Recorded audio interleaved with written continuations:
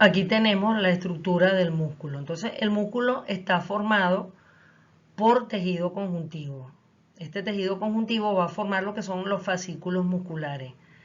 Cada fascículo muscular es un conjunto de fibras musculares. Las fibras musculares se consideran que son las células del músculo. Por lo tanto, si son células, tienen núcleo, tienen citoplasma y tienen membrana celular. El sarcolema viene siendo la membrana celular de la fibra muscular. El túbulo T es un organelo cuya función es el transporte del potencial de acción o la corriente nerviosa que viene de la motoneurona. El sarcoplasma es el citoplasma de esa célula donde se encuentran los organelos. Y tenemos muchos núcleos o múltiples núcleos que tienen diferentes funciones energéticas en la célula muscular. Otra estructura que tenemos importante es el retículo sarcoplásmico, que es donde se va a depositar el calcio que recibe la célula, que va a ser utilizado para la contracción muscular. Él tiene relación directa con lo que vimos en metabolismo como ácido láctico, que es una de sus moléculas. Entonces, ellas van a formar las miofibrillas, estas fibras musculares, o miofilamentos. Ahí también va a estar presente la mitocondria. La mitocondria es donde, recordemos, se va a realizar el ciclo del ácido cítrico o ciclo de Krebs, donde se va a producir el ATP necesario para las funciones del tejido muscular.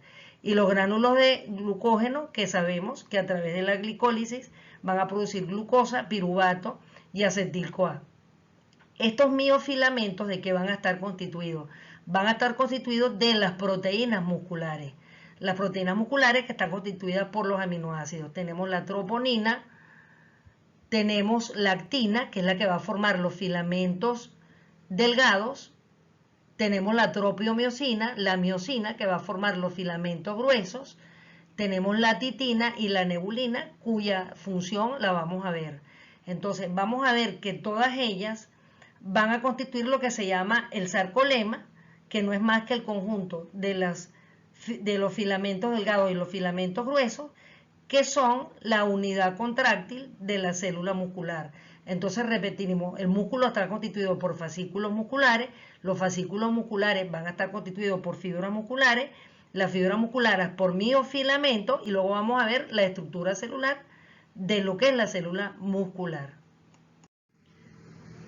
Es importante hacer mención aquí en la sarcómera el papel de la titina. La titina es la proteína más grande que existe en el cuerpo. Ella mide aproximadamente 2.7 metros. La función de ella es proveer de elasticidad al tejido muscular. Vamos a recordar que físicamente, ¿qué es elasticidad?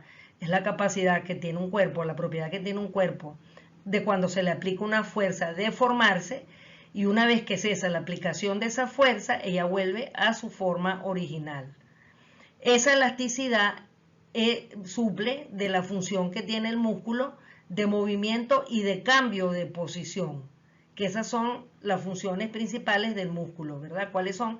El movimiento y el cambio de posición del esqueleto.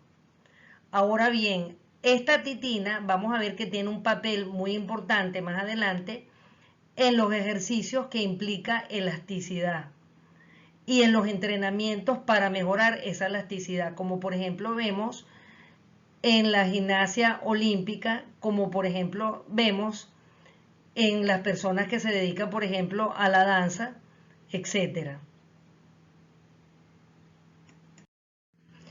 Aquí vemos una sarcómera mejor. Entonces aquí tenemos los discos Z, que son los puntos de apoyo tanto de los filamentos gruesos, que sería la miosina, como los filamentos delgados, que son la actina, lo cual ellos se van a entrecruzar y van a tomar como punto de apoyo los discos Z. Entonces acá tenemos la miosina y tenemos la actina. Y aquí en estos puntos, en estos discos Z, en este espacio que va a formar la sarcómera, es donde se va a generar la fuerza de contracción muscular. ¿Cómo se conoce la fuerza que se genera cuando ocurre una contracción muscular? Eso se conoce como tensión muscular. Aquí hacemos énfasis en el sarcómero como unidad contráctil de la fibra muscular. Entonces, es un resumen de lo que vimos anteriormente. Aquí tenemos los filamentos gruesos, los filamentos delgados, tenemos los dos discos Z, que son los que están acá en los extremos, y vamos a ver que está el retículo sarcoplásmico donde se almacena el calcio que va a ser liberado durante la contracción muscular. Pero ¿qué es lo que lleva a la liberación de ese calcio? El evento que lleva a la liberación de ese calcio va a ser la activación del túbulo T. ¿Ok? Este es el túbulo T, esta estructura gris que se ve acá, paralela a la estructura que se ve azul, donde va a llegar el potencial de acción por la neurona motora, por el axón de la neurona motora que lleva un potencial de acción químico que se va a transformar en un potencial de acción eléctrico que se va a transformar en un potencial de acción químico, donde se va a liberar un neurotransmisor.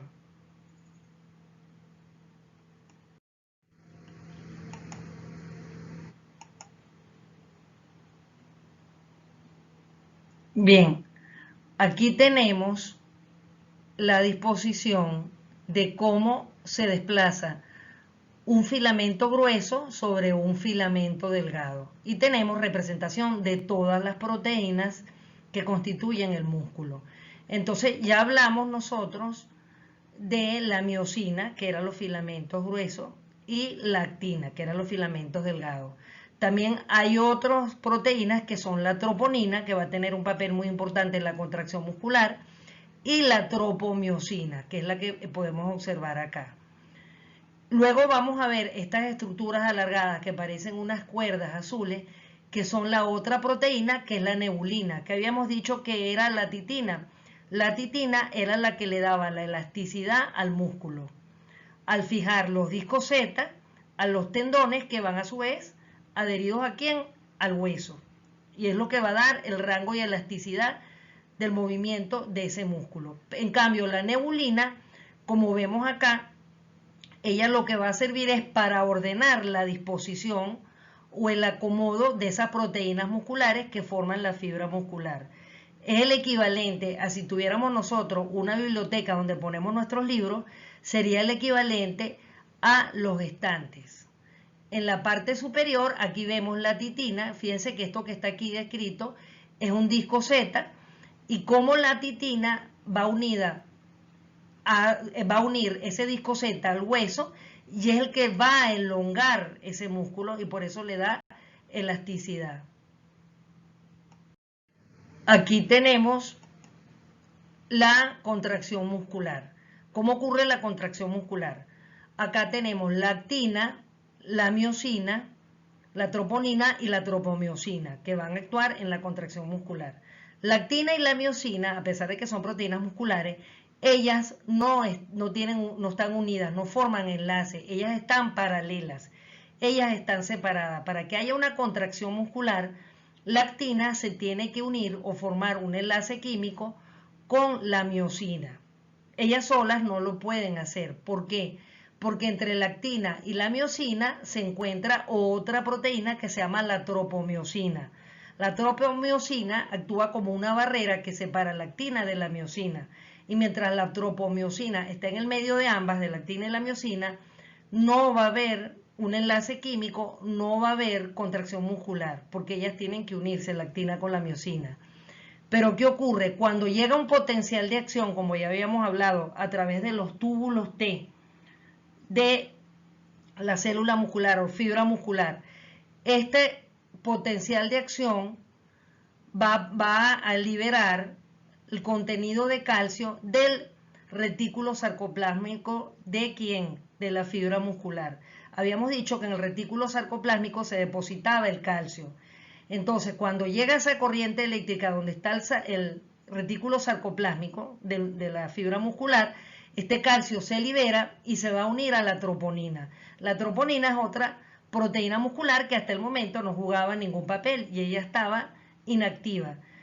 Esa troponina se va a unir al calcio y va a formar lo que se llama el complejo troponina-calcio. Ese troponina-calcio, complejo troponina-calcio, va a dirigirse hacia la tropomiosina, capta la tropomiosina y la retira. Cuando la retira, es donde se encontraba la tropomiosina, como dijimos, ella se encontraba entre la actina y la miosina. Al retirar la tropomiosina, entonces queda el espacio libre para que la actina se una con la miosina. Y efectivamente, cuando el complejo troponina-calcio retira la tropomiosina, se une la actina con la miosina, la actina se desplaza sobre la miosina como si fuera una trenza y ellas van a generar una tensión de la fibra muscular o fuerza muscular y va a producirse lo que la llama contracción muscular o acortamiento de la fibra muscular por la tensión que se genera. ¿Cuánto tiempo va a durar esta contracción muscular? El tiempo va a depender de la presencia de calcio en la fibra muscular. ¿Por qué? Porque el calcio es el que activa a la troponina y el complejo troponina-calcio es el que puede retirar de esa zona a la tropomiosina. Una vez que se agota el calcio, cesa la forma de troponina-calcio y queda la troponina sola, y ella sola no puede contener a la tropomiosina. Entonces, al agotarse el calcio, la tropomiosina vuelve a ponerse entre la actina y la miosina y se produce la relajación muscular.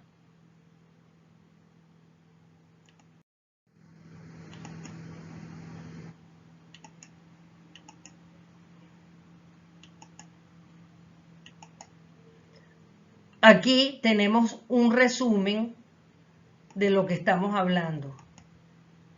Entonces aquí tenemos los eventos en la unión neuromuscular. Esto se refiere a cuando el potencial de acción sale de la motoneurona, la neurona que está en las astas anteriores de la médula, ¿verdad? Nosotros sabemos que la médula es la responsable de generar el potencial de acción para el movimiento de los músculos.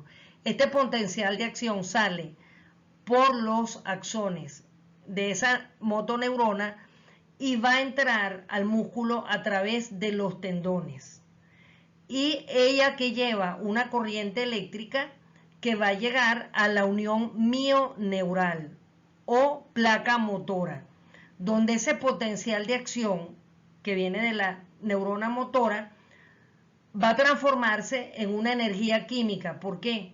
Porque en la placa motora, en la célula muscular, va a ocurrir los eventos que hablamos, que estas células que están presentes allí y los organelos, como habíamos hablado, los túbulos T, van a recibir este potencial de acción en forma eléctrica y van a producir la liberación de calcio del retículo sarcoplásmico, que es lo que ponen aquí, señal del ion calcio. Ahora bien, este calcio se libera, luego viene el ciclo de contracción-relajación que ya acabamos de describir.